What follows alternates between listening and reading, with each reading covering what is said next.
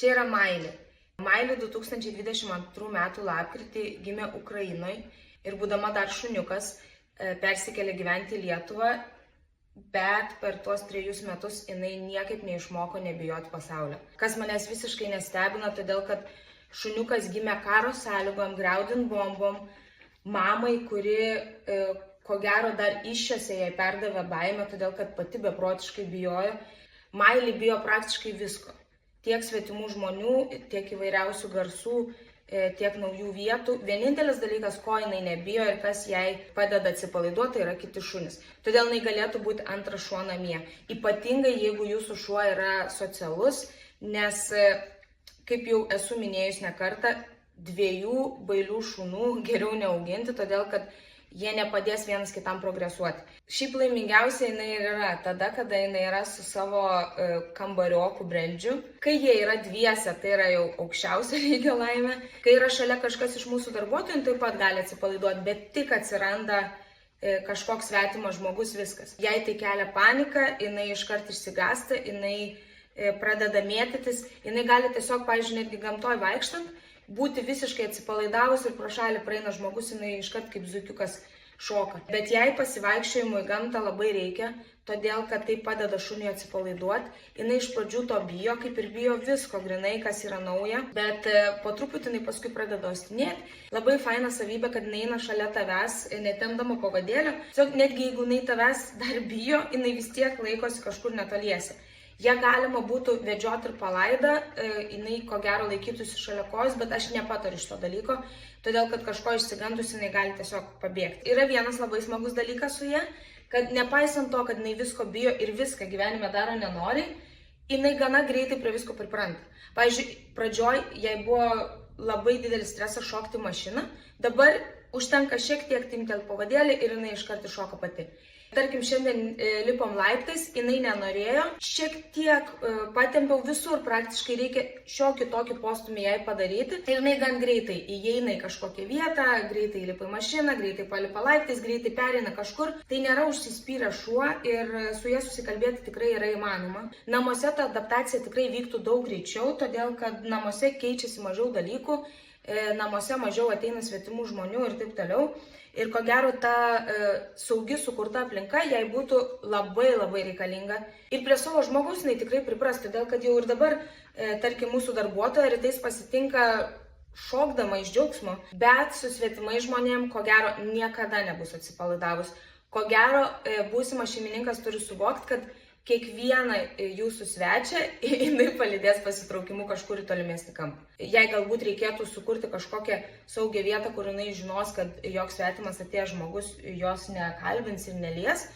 Ir tai, manau, jai visiškai bus laimingas gyvenimas. Tai tikrai nėra miesto šuo. Mes netgi nebandom vesti jos į kokias ten kavines ar dar kažkur, todėl kad mes jau savaime suprantam, kad tai yra vieta, kuri yra pilna dalykų, kurie gali sukelti į baimę. Tai čia taip kaip man bijančiai vorų skristi į Australiją.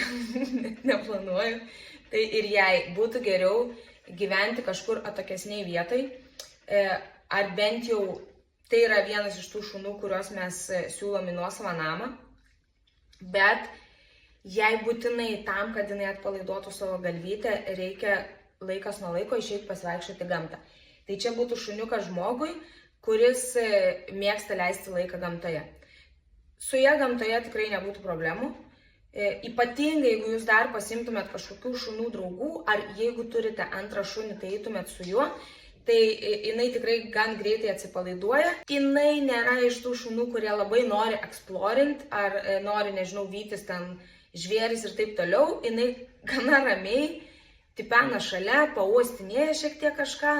Ir šiaip nekelia didelių kažkokių problemų ar stresų. Nepaisant to, kad jinai gyvenime praktiškai bijo visko, jinai yra smagi tuo, kad jinai neturi kažkokių ryškių reakcijų. Nei jinai loja, nei jinai puola kažką, jinai visiškai neturi agresijos. Netgi labai užspausta į kampą, jinai būna, kad kartais taip atsisuka ir padaro tokią su dantim, bet visiškai nebandydama kasti. Čia labiau toks yra jos parodymas, kad žinokit, chebra, aš turiu dantis.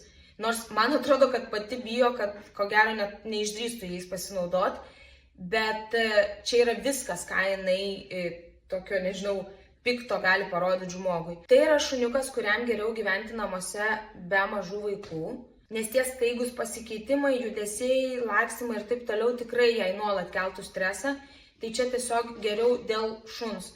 Jinai ko gero tam vaikui nieko nedarytų, bet mes galvojame ir apie šuns gerovę. Praaugę vaikai, kurie jau moka elgtis ramiai, tai tikrai ne problema, tikrai galėtų būti šalia jų, nes kiek bus tų šeimos narių, aš manau, kad prie visų jinai pripras. Namuose jinai jaučiasi gana gerai, jai taip pakankamai rami vieta ir aš manau, kad jinai namuose turbūt netgi gan greitai priprastų. Pirmiausiai dėl to, kad namuose dažniausiai nebūna triukšmų. Aš manau, kad bus tų dalykų, su kuriais reikės ir namie šiek tiek pasimokyti, bet nereikėtų bijoti. Nereikia šuns nešioti kaip kiaušinio, jeigu jisai turi baimę, geriau supažindinti su tais dalykais ir tiesiog paskui ramiai gyventi. Kita kalba yra apie, tarkim, tas baimės, kurios gali kilti iš išorės. Miestas, pavyzdžiui, jai nėra reikalingas, jos tikrai nereikia tampyti po kavines, koncertus ir taip toliau. Jis gali ramiai laukti jūsų namie ir išeiti pasivaikščioti tiesiog į kažkur į gamtą, į mišką, prie jūros, į pievas ir taip toliau. Yra tų vietų, kur galima vedžioti šunis ir be miesto. Susumuojant, tai yra šuniukas, kuriam labai reikia namų, todėl kad prieglaudoj, nors jinai jau ten ir yra apsipratus, jinai vis tiek patiria didelį stresą, todėl kad ateina nauji žmonės, keičiasi šunys, yra labai daug garsų. Jai reikia kažkokios pastovios, ramios vietos, kur jinai galėtų nusiraminti, pajusti, kad pasaulis nėra karo zona ir yra vietų, kur jinai gali būti saugi ir yra žmonių, šalia kurių jinai gali būti saugi. Ir aš manau, kad tai taptų labai ištikimas jūsų šeimos narys. Aš suprantu, kad šitas šuo yra ne kiekvienam, aš ne į kiekvieną ir kreipiuosi, bet jeigu būtent tu galvoji, kad šitas šuniukas kažkur kažkada gimė tavo namam, tai Maili labai laukia tavo skambučio. Nežiūrėk. O dabar labai trumpai apie tai, kas mums padeda padėti tokiems šunims kaip Maili.